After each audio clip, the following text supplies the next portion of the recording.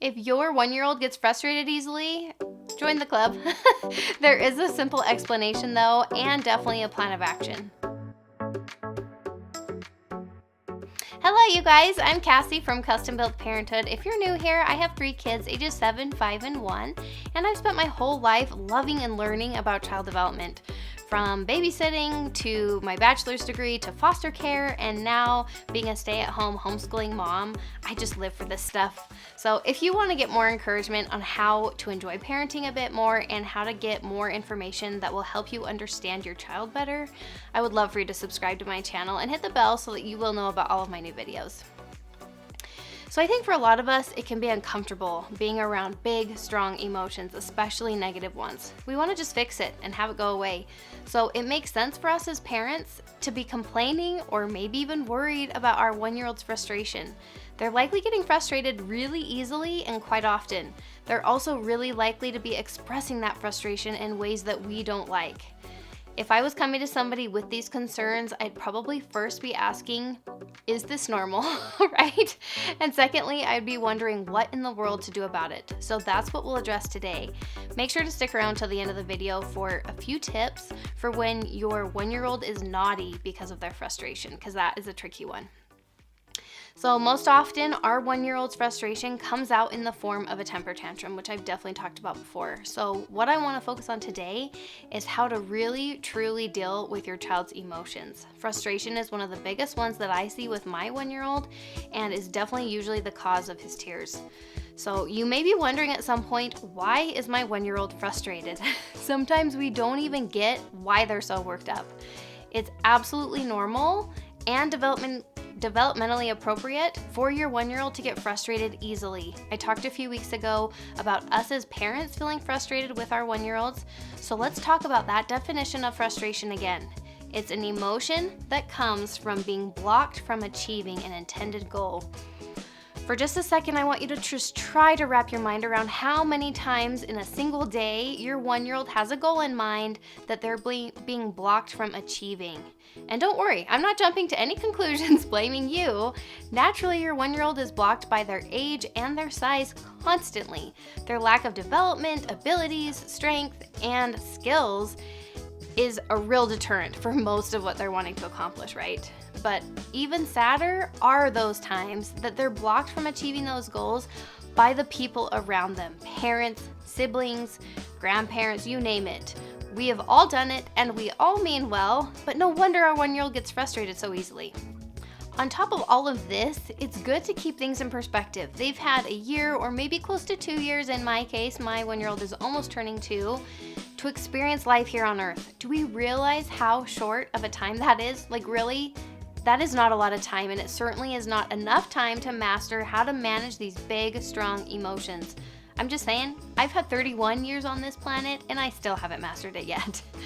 So let's address the question head on. Is frustration bad? Because I feel like a lot of us, our kind of knee-jerk reaction would be, yes, it's bad, right? We don't like it. It's not healthy. It's not appropriate way of expressing yourself, whatever. Our minds would probably automatically say no, like it's not okay. Frustration is bad. But frustration, along with every other emotion, is good, healthy, and important. Okay, I've been reading this book, Yes, Brain, by Daniel Siegel. It's phenomenal, by the way, highly recommend. And I want to pull a phrase out of this book to answer this question. When it comes to emotions, the goal for all of us, including our 1-year-old, is to, quote, are you ready for this? Feel the feelings, appropriately express them, then recover and not let them take over. Isn't that exactly what we want for ourselves and for our kids? So first and foremost, that statement teaches us that we should feel our feelings. I don't think feelings are good or bad or right or wrong. We can and should feel however we feel and allow others to feel however they feel. I am no psychologist or mental health professional by any means, but I do know that feelings are always valid and that they should always be addressed. So the rest of Siegel's statement tells us in a nutshell what we should then do with those feelings. So we feel the feelings, and then he's telling us we need to appropriately express them and then recover and not let them take over. So I honestly feel like the problem comes in when we as parents get alarmed by our toddler's frustration. We might be afraid of it, we might get angry because of it, or we may feel guilty or responsible for it. A lot of these reactions were probably learned from our parents, and they cause us to handle the situation poorly. The key is to avoid this knee-jerk reaction and to see our 1-year-old's frustration for what it is, a healthy part of their development and a completely normal emotion for what they're going through. It is frustrating, they're allowed to feel frustrated. So now for the good stuff, what to do when your 1-year-old is frustrated.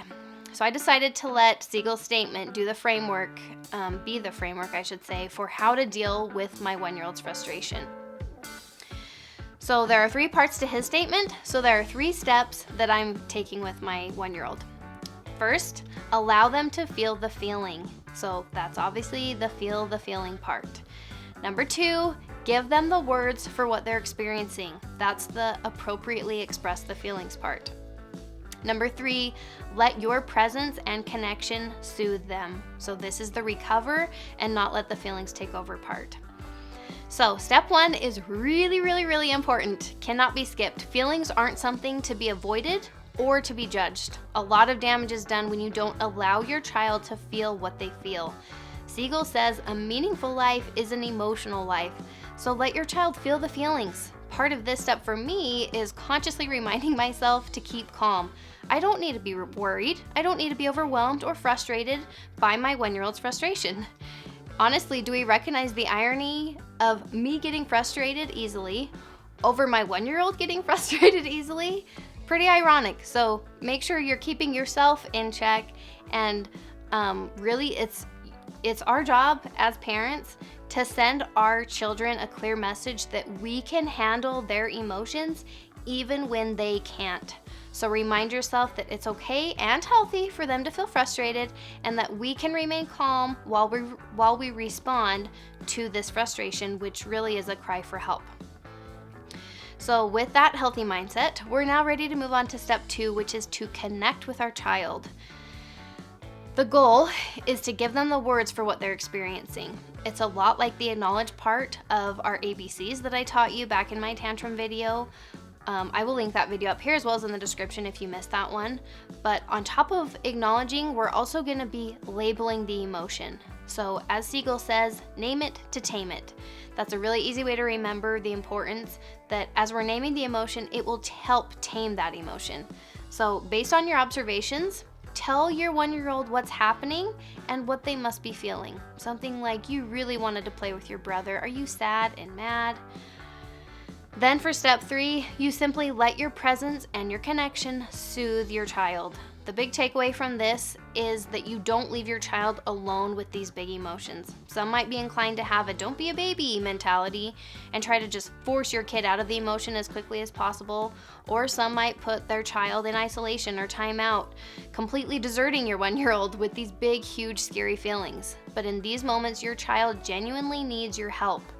So the word for what we need to do in this situation is to co-regulate, which means using our developed brain to help our child and be a soothing presence. They really don't have the capacity to do it on their own. And we want to promote healthy, positive connection in their brain. That's what this whole book is about. Seriously, you got to read this. It's so good. But our job is to support our 1-year-old as they regain composure and to teach them skills to help them in the future. So I know you all want to be helping your 1-year-old succeed. So let's talk about independence for a minute. Like I always say, autonomy is the name of the game for this stage of your child's life.